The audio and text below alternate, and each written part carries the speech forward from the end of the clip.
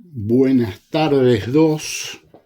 El profesor Jakubowicz no se pudo presentar y me mandó a mí. Me hicieron cortar el pelo por culpa de ustedes.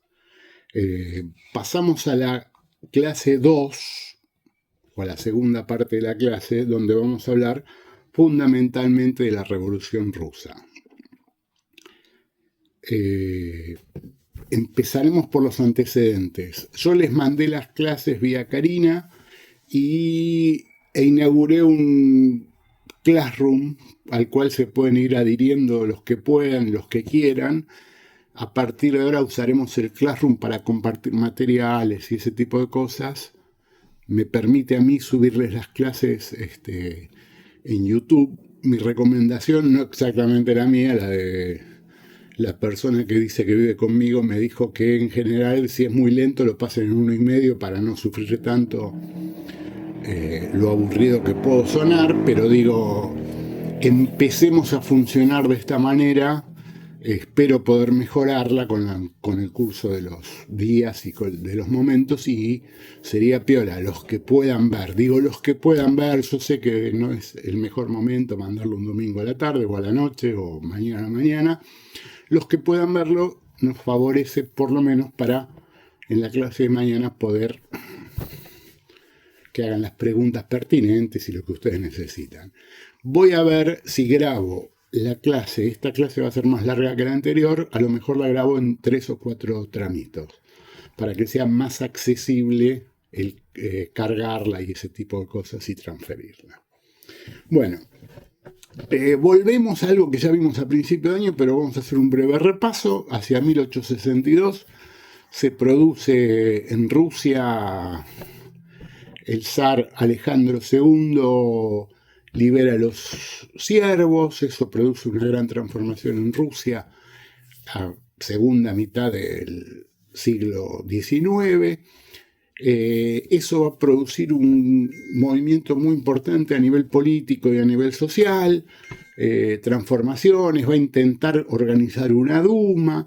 En esa Duma van a participar partidos del régimen, partidos de los nobles, partidos de la alta burguesía o de la burguesía, que eran básicamente los cadetes. Se les decía cadetes, KDT, que vendría a ser algo como partido de los constitucionalistas o algo por el estilo.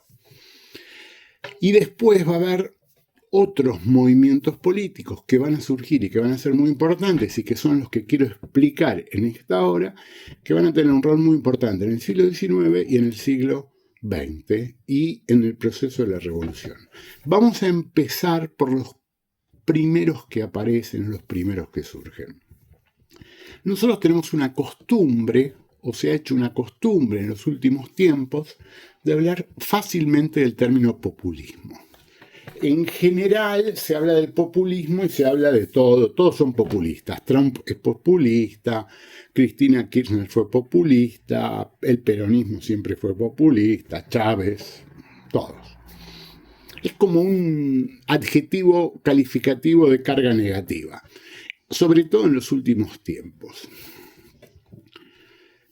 Contrariamente a lo que uno sospecha, el populismo es un movimiento político que surge en el siglo XIX y se autodefine o se percibe a sí mismo como el partido, no con el partido, primero, no se autoperciben como partido. Ellos se consideran un movimiento político que representa a los campesinos. Piensen ustedes que estamos en el siglo de las revoluciones burguesas. Me dijo que además no use las manos, la jefa, así que voy a tratar de evitar mi histrionismo de manos. Entonces, surge como un movimiento de intelectuales, de políticos que pretenden representar y actuar en nombre del campesinado y que consideran que el campesinado es el sujeto político más importante de la transformación. ¿Está claro? Digo, piensen ustedes que contemporáneamente se organizan un montón de partidos que se que pretenden representar, en este caso, a los diversos sectores de los trabajadores y a diversos sectores de la burguesía.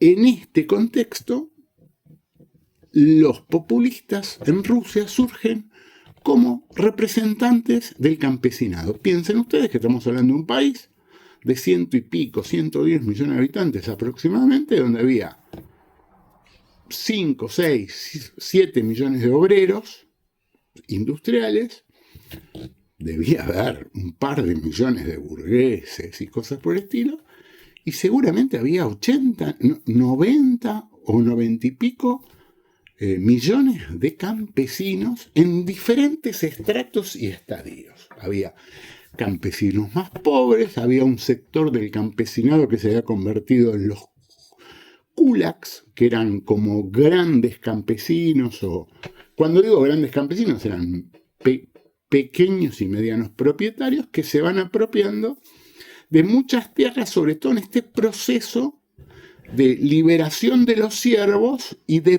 pretender generar un reparto o un principio de reparto de tierras que había producido Alejandro II. Este movimiento populista, que se llama Narodnikis, el partido se llama Narodnaya algo, y ellos se llaman Narodnikis, tiene representaciones parlamentarias, ese tipo de cuestiones, más adelante, pero en un primer momento van a actuar muy fuertemente, o gran parte de ellos, mediante atentados a los zares. Repito, ellos van a matar al zar Alejandro en el año 81, o sea, casi 20 años después de haber liberado a los siervos. Van a hacer varios atentados contra su sucesor, que es Alejandro III.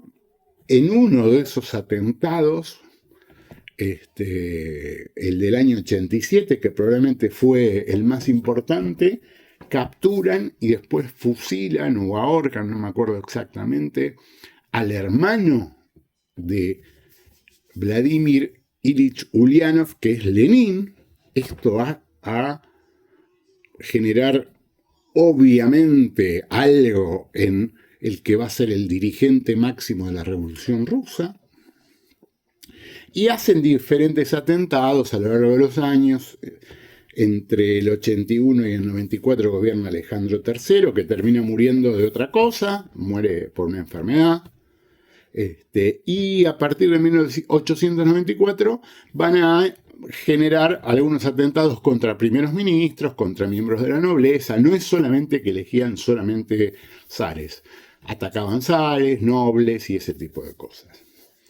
Y en general el populismo planteaba que la transformación social iba a ser una transformación agraria que iba a crear un mundo diferente, no exclusivamente industrial ni mucho menos, sino que básicamente aspiraban a un mundo igualitario de productores propietarios, agrarios, que iban a producir en función de sus necesidades. O sea, un mundo bastante ideal, con aspiraciones de ser obviamente un mundo mejor, y a estos grupos se los llamaba Narodnikis. Estos Narodnikis, repito, tenían esa política específica de haber producido a lo largo de muchos años una gran cantidad de atentados violentos y cosas por el estilo. El más destacado, obviamente, fue el asesinato de Alejandro II, y luego fue el atentado contra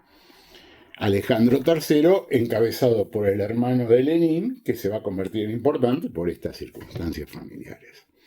El otro partido político que vamos a tratar de explicar, y que también tiene como sujeto fundamental de las transformaciones al campesinado, es el Partido Socialista Revolucionario, que lo que sostiene es que el principal sujeto en un país donde hay 90 y pico de millones de campesinos, el agente, el sujeto, el protagonista de las transformaciones tiene que ser el campesinado más pobre, pero que a diferencia de los anteriores pretenden hacer una revolución social, creen en la representación y la ejecutan y la actúan, y se constituyen como un partido. Se van a llamar Partido Socialista Revolucionario. Van a ser muy importantes en el siglo XX, van a ser mayoritarios en el siglo XX, y una vez producida la revolución, o sea que será tema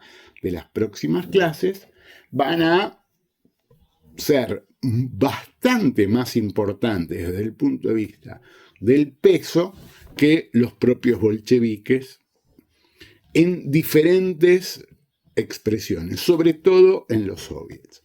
Y por último, el Partido Socialdemócrata Ruso, o partido que nosotros lo conocemos pues como el Partido Comunista Ruso y cosas por el estilo, que va a ser un partido marxista, que va a considerar que el sujeto de las transformaciones sociales son los obreros industriales, y que se va a constituir más o menos en los 90 del siglo XIX,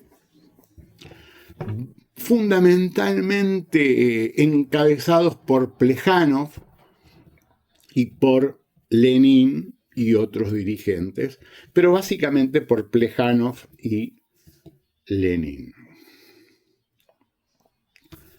Este partido político va a tener un congreso en los primeros años del siglo XX, y en ese congreso va a haber dos posturas. La postura mayoritaria en ese momento son los bolcheviques, cosa que después no sucede, pero sí fue en ese congreso, que consideran que la revolución tiene que ser una revolución y el partido tiene que ser un partido de combate, dicen ellos, un partido de la vanguardia revolucionaria, y que la revolución va a tener un momento obviamente violento, insurreccional, radicalizado, y por otro lado va a haber una facción que en ese momento eran minoría, pero que después van a ser mayoría, que es una corriente, si quieren, más socialdemócrata, más parlamentaristas, que creen que lo que hay que lograr son mayorías parlamentarias e ir consiguiendo, mediante la obtención del gobierno, las transformaciones socialistas.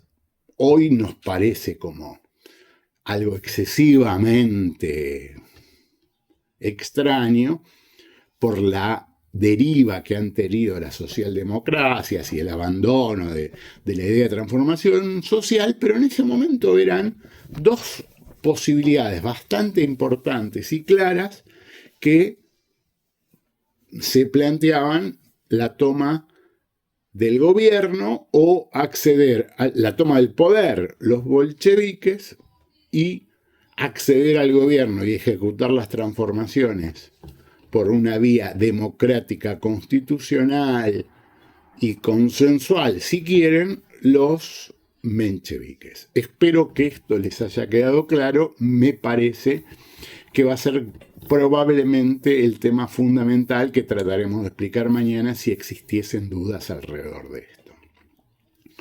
Por último, obviamente que acá no estoy explicando los partidos de la burguesía, los cadetes y cosas por el estilo, que eran partidos liberales parecidos a los partidos tradicionales del resto de Europa, pero republicanos, o sea, lo que se plantea, o republicanos, o que planteaban por lo menos una democracia parlamentaria, una monarquía parlamentaria.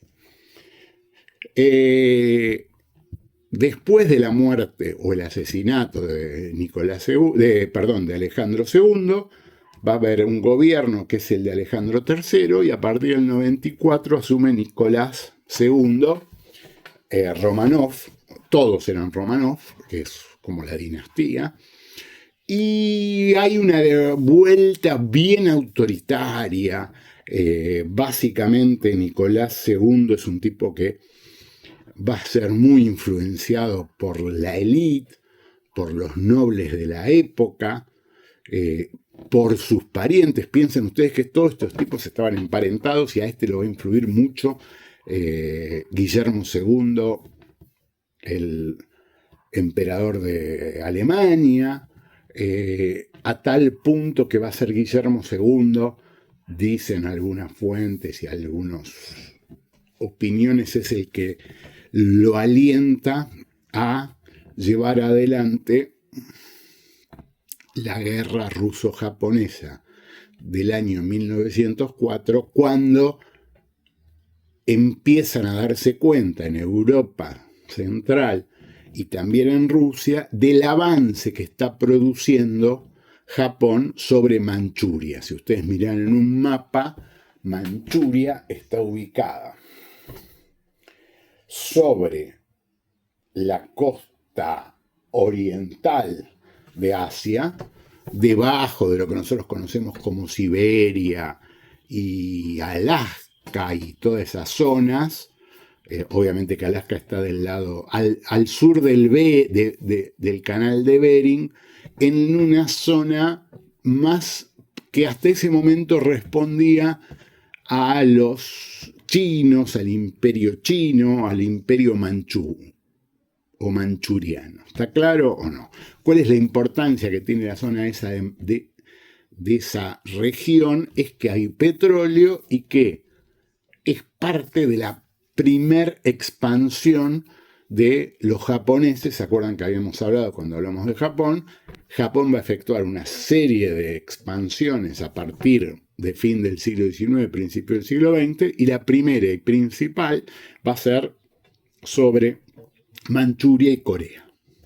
Corea más adelante, y hacia los 30 va a atacar directamente China propiamente dicha, o la China que nosotros conocemos más, la región de Pekín y ese tipo de regiones. Pero este norte lo va a ocupar a principios del siglo, a fines del XIX, principio del XX, y va a ser el que va a provocar el conflicto de la guerra ruso-japonesa. La guerra ruso-japonesa se va a definir muy rápido a favor de Japón, contrariamente a lo que todos pensaban en ese momento, porque Rusia era un imperio mucho más grande y con mucha más tradición guerrera dentro del siglo XIX, pero esto se va a producir en 1904, y Japón ya tiene una marina y un desarrollo industrial muy importante, mayor seguramente que el de Rusia, y además hay un problema de distancias.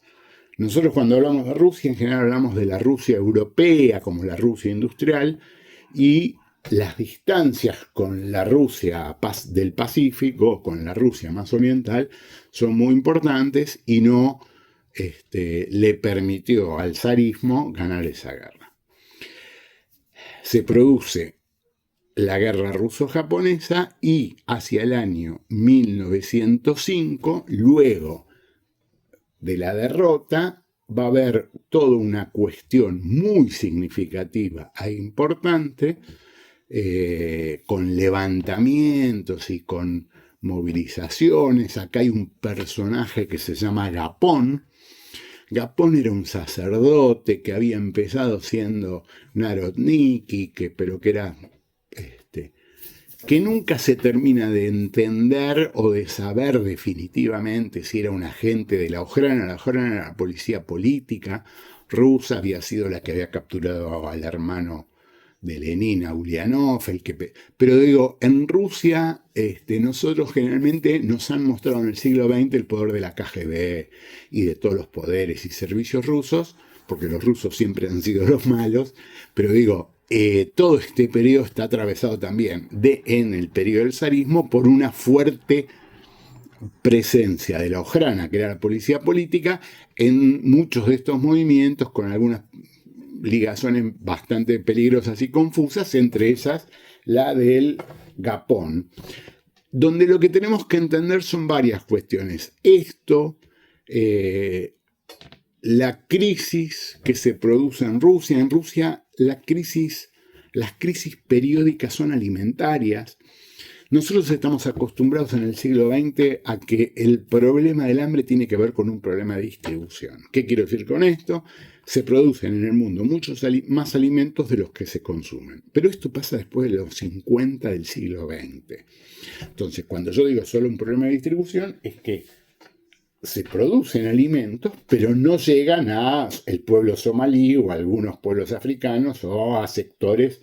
Digo, la Argentina produce más alimentos de los que consume, pero hay mucha gente que se muere de hambre. Digo, esto es lo que sucede fundamentalmente después de la mitad del siglo XX. Hasta la Primera y la Segunda Guerra, las crisis alimenticias eran por una causa muy importante de que se producían muchos menos alimentos de los que eran necesarios. Entonces había una cuestión recurrente que volvía a pasar cada tanto, que eran esas grandes crisis alimentarias, grandes crisis de hambrunas y cosas por el estilo. Rusia es un lugar donde esto se produce muy reiteradamente, y se habían producido, cada vez que había una guerra era mucho más agravado ese problema. En 1905 se produce este levantamiento que va a producir algunas cuestiones nuevas en el desarrollo de la política. Fundamentalmente, ¿cuál? Aparece un nuevo fenómeno desconocido hasta ese momento, que es el Soviet. ¿Qué es el Soviet? El Soviet es una asamblea popular de la cual participan todos las personas, los trabajadores, los milicos. Cuando digo milicos me refiero a los soldados, a los marineros, a los suboficiales, que apoyan la transformación en ese momento. Y entonces participan representantes de los... No representantes, sí, son representantes, pero que actúan en una asamblea totalmente democrática y que va a decidir todo de manera asamblearia en ese tipo de lugar. Uno podría explicar que el Soviet es una asamblea de trabajadores, soldados y campesinos, o una asamblea de los sectores que están en ese momento apoyando la revolución o la transformación. ¿Cuál es la importancia que va a tener en esta revolución de 1905 el surgimiento del Soviet? Aunque rápidamente es reprimido, atacado y destruido por las autoridades, pero queda esa tradición de hacer asambleas populares y horizontales. Cuando digo horizontales, digo totalmente democráticas. Queda esa tradición, y esa tradición va a ser muy importante cuando se la transfiera, cuando se la tome en la revolución del año 17. El Soviet, de hecho, actúa como si fuese un poder alternativo al poder institucional. ¿Qué quiero decir yo con esto? El Soviet decide, bueno, distribuyamos lo que tenemos entre esta gente. Los alimentos que conseguimos los vamos a distribuir de tal manera. No paguemos tal impuesto, no hagamos esto, no le demos plata a este negocio lo vamos y lo vaciamos y lo repartimos. Digo, ese es el rol del Soviet, con lo cual lo que se instituye o lo que se construye como algo original y nuevo es como un poder alternativo que disputa con el poder oficial o institucional. Lo hago más rápido para terminar ahora, porque me estoy yendo extendiendo demasiado. Lo que va a pasar es que en enero, en los primeros días de enero, el 9 de enero creo, de 1905, Gapón convoca una movilización, después se le dice el Domingo Sangriento y cosas por el estilo. Esa movilización en San Petersburgo, el eje de la revolución del 5, como el eje de la revolución del 17 va a ser San Petersburgo. Ubiquen en el mapa donde queda San Petersburgo. En San Petersburgo estaba el Palacio de Invierno, que era el lugar donde funcionaban los reyes en una época importante del año. Era como la ciudad imperial más importante, más rica, aunque Moscú era la capital. Si ustedes miran, San Petersburgo está muy cerca de Finlandia, es un puerto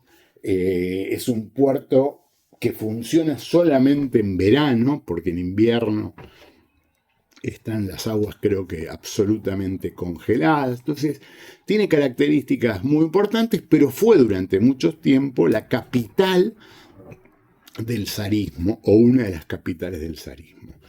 Gapón convoca al palacio, se produce una movilización y una matanza terrible, lo que va a provocar un alzamiento popular que rápidamente va a ser suprimido, cancelado, diríamos ahora, reprimido, con una gran cantidad de muertos, muchos presos.